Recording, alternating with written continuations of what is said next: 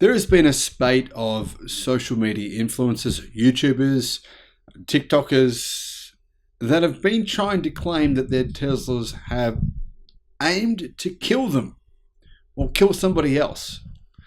Well, it turns out that a lot of them appear to be just making things up for clicks.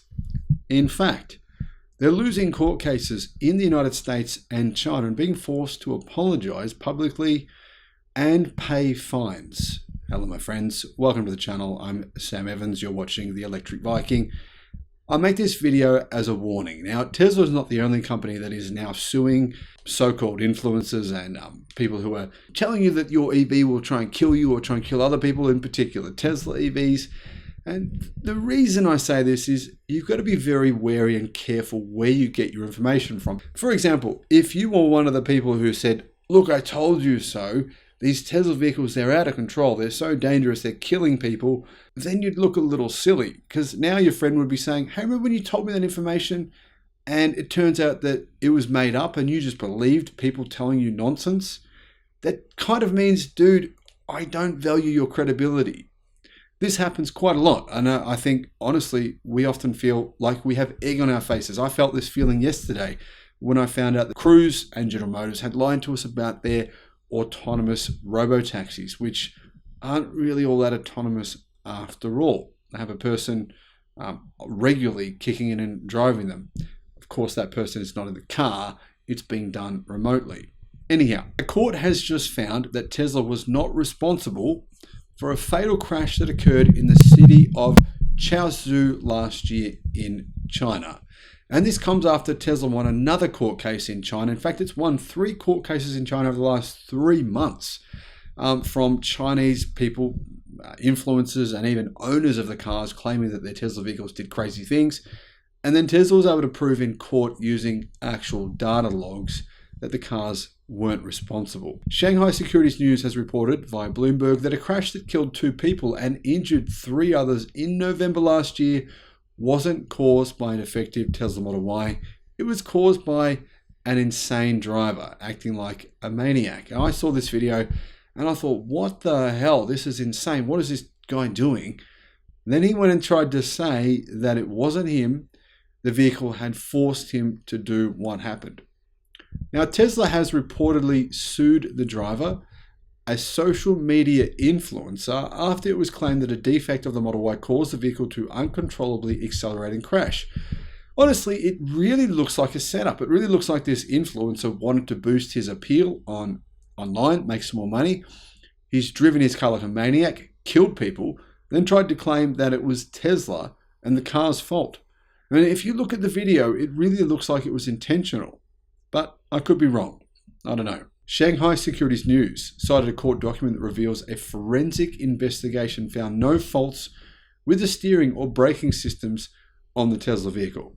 The influencer, who has an account on the Chinese version of TikTok, was ordered to pay Tesla money in compensation for reputational damage, and he must issue a public apology on his account. Plus, he has to pay Tesla's legal fees, which will be quite expensive.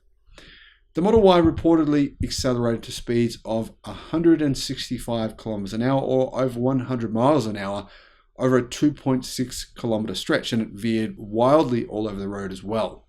The owner said he couldn't get the car to slow down after it had reached these speeds, with the car only being stopped by crashing into buildings, parked cars, and crashing into 4 pedestrians. Sadly, 2 of them have died. The Chinese court ruling comes after a jury recently found that a Tesla vehicle didn't cause a fatal crash in 2019 in the US state of California.